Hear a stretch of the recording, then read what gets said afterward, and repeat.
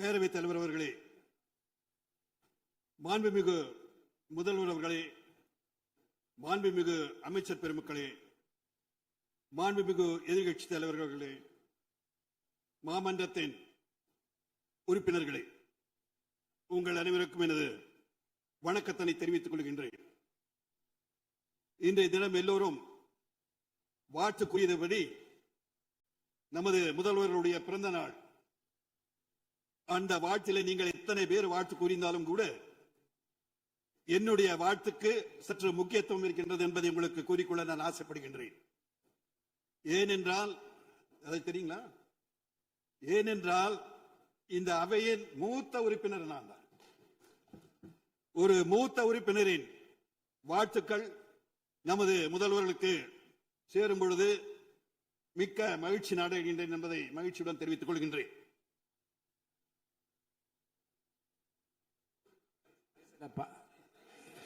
உறுப்பினர் பார்த்தா ரொம்ப எங்க இருக்கீங்க நீங்க? மூத்த உறுப்பினர் சொல்லி என்னன்னு கேட்கறாங்க உறுப்பினர்கள். தட் இஸ் குரோனிக்கல் ஏஜ் வந்து மூத்த உறுப்பினர். பயாலஜிக்கல், ஸ்பிரிச்சுவல், சோசியாலஜி எல்லாத்திலையும் நான் வந்து யங் தான். உங்களுடைய பாராட்டுக்கு நன்றி. வயசு 79. அவை குறிப்புப்படி என்னுடைய 79 வயது என்னுடைய மூத்த உறுப்பினர் என்று அவை குறிப்பில் இருந்தது. அதை வைத்துதான் சொல்லுகின்றேன். இளையவர் ஏதோ 26 வயது என்று குறிப்பிட்டிருந்தார்கள். அந்த கருத்து சரியாக இருக்கும் என்பதை நம்பிதான் இந்த தகவலை உங்களுக்கு தருகின்றேன். ஆகவே எனது வாழ்த்துக்களை அவர்களுக்கு சொல்லிக் கொள்வதில் நான் மகிழ்ச்சி அடைகின்றேன். பேரவைத் தலைவர் அவர்களே, 12 ஆண்டுகளுக்கு ஒருமுறை குறிஞ்சி பூப்பதை போல் எப்படி அது மக்களுக்கெல்லாம் மகிழ்ச்சி தருகின்றனோ அதே போன்று 12 ஆண்டுகள் ஒரு மிகப்பெரிய ஜனநாயக நாட்டின் பிரதமராக இருந்து சாதனை படைத்த எங்களுடைய தலைவர் நமது மாண்புமிகு பிரதமர் அவர்கள் 12 ஆண்டுகளை முடித்திருக்கின்றார் என்ற நல்ல செய்தியை உங்களுக்கு எல்லாம் சொல்லிக் கொள்வது உங்களுக்கு எல்லாம் தெரியும். அதை இந்த மாமன்றம் கூட அவருக்கு வாழ்த்து தெரிவித்து நமது மாண்பை பெரிது உயர்த்திக் கொள்ள வேண்டும் என்று நான் ஆசைப்படுகின்றேன். அவருடைய தலைமையில் உள்ள பாரதிய ஜனதா கட்சியின் உறுப்பினராக கடந்த தேர்தலிலே ஜனநாயக என்டிஏ என்ற கூட்டணியின் சார்பாக எனக்கு உழைத்த பாரதிய ஜனதா கட்சியின் தலைவர் நயினார் நாகேந்திரன் உட்பட அனைத்து தலைவர்களுக்கும், எங்களுடைய கூட்டணியை சார்ந்த அனைத்து இந்திய அண்ணா திராவிட முன்னேற்ற கழகத்தின் தலைவர் மரியாதைக்குரிய எடப்பாடியார் அவர்களுக்கும், அண்ணன் எஸ்பி வேலுமணி அவர்களுக்கும், எங்களது மாவட்ட சார்ந்த தலைவர்கள் உறுப்பினர்கள் அத்தனை பேருக்கும் என்னை ஒரே ஒரு ஏற்கனவே சொன்னது போல் ஒரு தாமரை தமிழகத்திலே பூப்பதற்கு எனக்கு வாய்ப்பு தந்த அத்தனை நல்ல உள்ளங்களுக்கும் இன்றைய காலகட்டத்திலே நான் நன்றி சொல்ல கடமைப்பட்டுள்ளேன். பலர் இன்று ஆளுநர் உரையை பற்றி சொன்னார்கள். பேரவைத் தலைவர் அவர்களே, அவர் is a constitutional head. He acts on the advice of the cabinet. அதனால் எந்த அரசு ஆளுகின்றதோ அவர்கள் தருகின்ற உரையை தான் அவர்கள் படிக்க வேண்டும். அதில் நமது சகோதரிகள் கூட சொன்னார்கள்.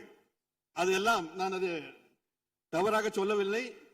அதை நாம் அந்த ஆளுநரை நாம் பாராட்ட வேண்டும். அந்த முயற்சி எடுத்ததற்காக நான் பாராட்டிக் கொள்ள நான் ஆசைப்படுகின்றேன். நமது முதல்வர் அவர்கள் அவரும் ஒரு 12 ஆண்டுக்கு முன்பாக தான் அன்றைய காலகட்டத்தில் ஒரு நடிகராக, அன்றைய காலகட்டத்திலே நமது மோடிஜி அவர்களை ஒரு பிரதம மந்திரியாக கோவையிலே சந்தித்ததாக அவர்கள் சொன்னார்கள். 12 ஆண்டுகளுக்கு பின்பு சென்னையிலே, டெல்லியிலே, புதுடில்லியிலே அவர் பிரதமராகவும் நமது முதல்வராகவும் 12 ஆண்டுகளுக்கு பின்பு சந்தித்தது ஒரு மகிழ்ச்சியான நிகழ்ச்சியாக நான் கருதுகின்றேன். அன்றைய தினத்திலே அவர்கள் சில முக்கியமான நிதி ஆயோக் என்ற அந்த நிதி கமிஷன் அன்றைய கூட்டத்திலே அவர்கள் 11வது நிதி கமிஷன் கூட்டத்திலே கலந்து கொண்டு சில முக்கியமான தமிழ்நாட்டின் பிரச்சனைகளுக்கெல்லாம் அவர்கள் சொல்லியிருக்கிறார்கள். நமது பிரதமர் அவர்களும் நமது முதல்வர் அவர்கள் சொன்னது போல் அத்தனை பேரும் நாம் அரசியல் செய்கின்றோம் என்றால் மக்களுக்கு சேவை செய்ய வேண்டும் என்ற ஒரே காரணத்திற்காக தான் அரசியலை வந்திருக்கின்றோம்.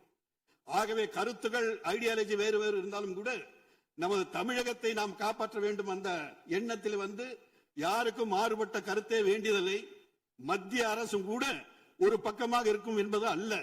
மத்திய அரசு இன்று இருக்கின்ற மோடிஜி அவர்களுடைய தலைமையில் இருக்கின்ற அரசு எல்லா மாநிலத்திற்கும் அவர்களுக்கு உரிய மரியாதையை கொடுத்து அவர்களுக்கு செய்ய வேண்டியது ஏனென்றால் ஒவ்வொரு தடவையும் அவர்கள் இங்கு வரும்பொழுது 5,000 கோடிக்கான திட்டங்களை அவர்கள் கொடுக்கிறார்கள். எப்படி ஒரு விருந்தினர் நமது வீட்டிற்கு வந்தால் ஒரு பரிசு பொருட்களை கொடுக்கிறார்களோ அது போன்று அவர்கள் தமிழகத்திலே வரும்பொழுது 5,000 கோடியுடன் ஒரு பரிசை நமது மாநிலத்துக்கே கொடுத்திருக்கின்ற அந்த பாங்கை பார்க்கும்போது அவரை அடிக்கடி நாம் வரவேற்க வேண்டும். சிவப்பு கம்பளம் விரித்து அவர்களை வரவேற்றால் இன்னும் நிச்சயமாக பல நல்ல திட்டங்களை அவர்கள் நமது தமிழகத்தை கொடுப்பார்கள். அந்த நமது தமிழகத்தின் மீது அத்தனை பற்றுகள் அவர் கொண்டிருக்கிறார்கள் என்பதை நான் கூறிக்கொள்ள ஆசைப்படுகின்றேன். பேரவைத் தலைவர் அவர்களே, இந்த ஆளுநர் உரையில் பல திட்டங்கள் எல்லாம் இருக்கின்றன. எல்லாம் நல்ல திட்டங்கள், நிறைவேற்றப்பட வேண்டிய திட்டங்கள். ஆனால் நிதிநிலை என்பதை மட்டும் அவர்கள் குறிப்பிட்டார்கள். நிச்சயமாக நிதிநிலை மோசமாக இருந்தாலும் கூட பல்வேறு பெரிய பெரிய கன்சல்டன்ட் எல்லாம் வச்சு அந்த நிதி ஆதாரத்தை எல்லாம் பெருக்கி நமது மக்களுக்கு நீங்கள் என்னென்ன வாக்குறுதிகளை கொடுத்திருக்கிறீர்களோ, இன்று பயிர் விவசாயிகளுடைய பயிர் கடனை எல்லாம் 75,000 வரை நீங்கள் நீக்க வேண்டும் என்று சொல்லியிருக்கிறீர்கள். ஆனால் ஏற்கனவே வாக்குறுதி நீங்கள் கொடுத்திருப்பது முழுமையாக நீக்கி தருகின்றோம் என்று சொல்லியிருக்கிறீர்கள். அதற்கெல்லாம் நீங்கள் முயற்சி செய்து நிதி ஆதாரத்தை நீங்கள் பெருக்கி விவசாயிகளுக்கு உதவி செய்ய வேண்டும் என்பதை மட்டும் நான் சொல்லிக்கொள்ள நான் ஆசைப்படுகின்றேன். இவர்கள் பலரும் சொன்னார்கள் இணக்கமாக இருக்கின்றார்கள் என்று. ஆளும் கட்சி பாரதிய ஜனதா கட்சியுடன் இருக்கின்றது என்று திராவிட முன்னேற்ற கழகம், திராவிட முன்னேற்ற கழகத்தின் உடன் பாரதிய ஜனதா கட்சி இணக்கமாக இருக்கிறது என்று ஆளுங்கட்சியும் சொல்வதெல்லாம் இதெல்லாம் ஒரு பாசிட்டிவ் ஆட்டிடியூட் தான் இருக்கணும். எதுக்கு அது நேர்மறை எண்ணங்களாக நாம் எடுக்காமல் எதிர்மறை எண்ணங்களாக நாம் இணக்கமாக இருப்பதுதான் நல்லது. குளோபல், அதாவது நம்ம வாசுதேவ குடும்பம் என்று நினைக்கின்ற எங்களுடைய கட்சி எல்லோரும் இணைந்து செய்ய வேண்டும், எல்லோரும் எல்லோருக்கும் இருக்கின்ற மொழியிலே நாம் செய்ய வேண்டும் என்ற எண்ணத்தை கொண்ட நமது கட்சி. ஆகவே இந்த ஒரு இணக்கமான நீங்கள் செய்ததுதான் நமது வருவாய்த்துறை அமைச்சர் அவர்கள் டெல்லியிலே சென்று அவர்களுடைய நமது பிரதம மந்திரி சந்தித்தார் என்று தெரியவில்லை. 1000 கோடி பேரிடர் நிதியை தந்தார்கள் என்ற ஒரு நல்ல செய்தி எல்லாம் சொன்னார்கள். இணக்கமாக இருப்பது என்றது நியாயமான கோரிக்கைகளுக்கு மத்திய அரசு என்றும் நிலையாக நிற்கும் என்பதை மட்டும் சொல்லிக்கொள்ள ஆசைப்படுகின்றேன். இந்த மேகதாது விவகாரத்திலும் கூட சிலர் எல்லாம் திசை திருப்புகின்ற மாதிரி பேசினார்கள். எந்த காலகட்டத்திலும் ஏற்கனவே சிலர் சொன்னது போல், நமது அமைச்சர் எல்லாம் சொன்னது போல், அந்த சுப்ரீம் கோர்ட் ஆர்டர் எல்லாம் இருக்குது, அதை டீவியேட் பண்ணி எல்லாம் பண்ண முடியாது.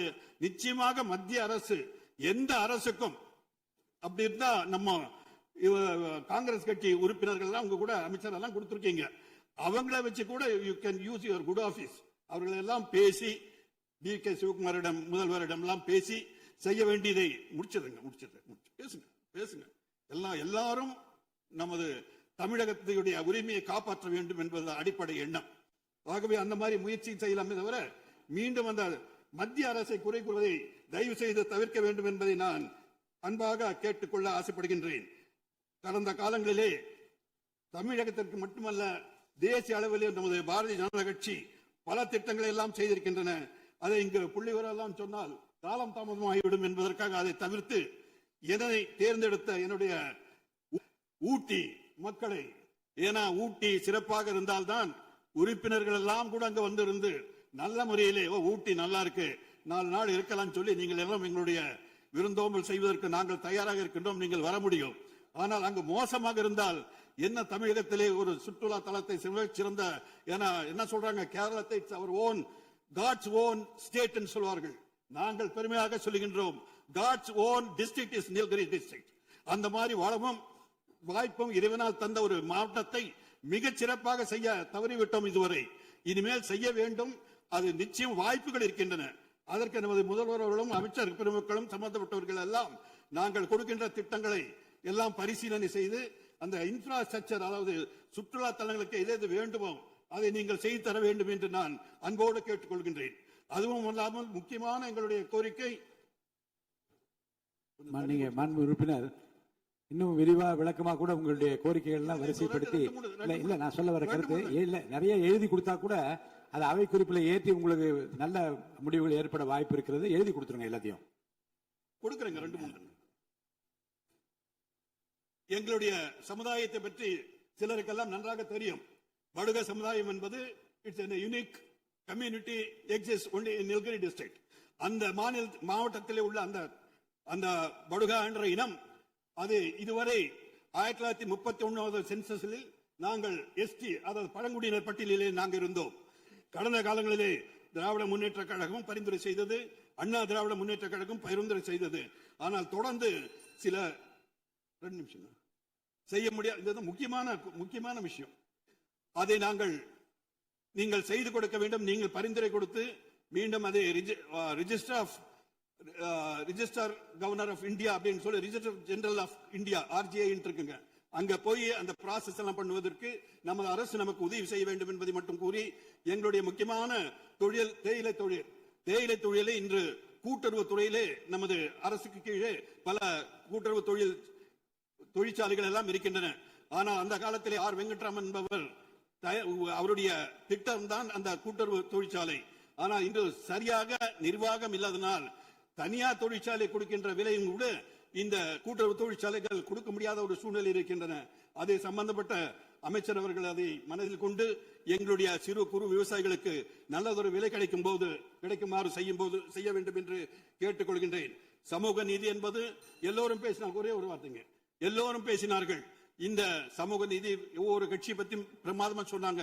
நமது மத்திய அரசு 13 பழங்குடி அமைச்சர்களை வைத்திருக்கின்றது. ஒரு முர்மு அதாவது ஷெட்யூல் ட்ரைப் அந்த இதே நம்ம பிரசிடென்டா வச்சிருக்கிறோம்.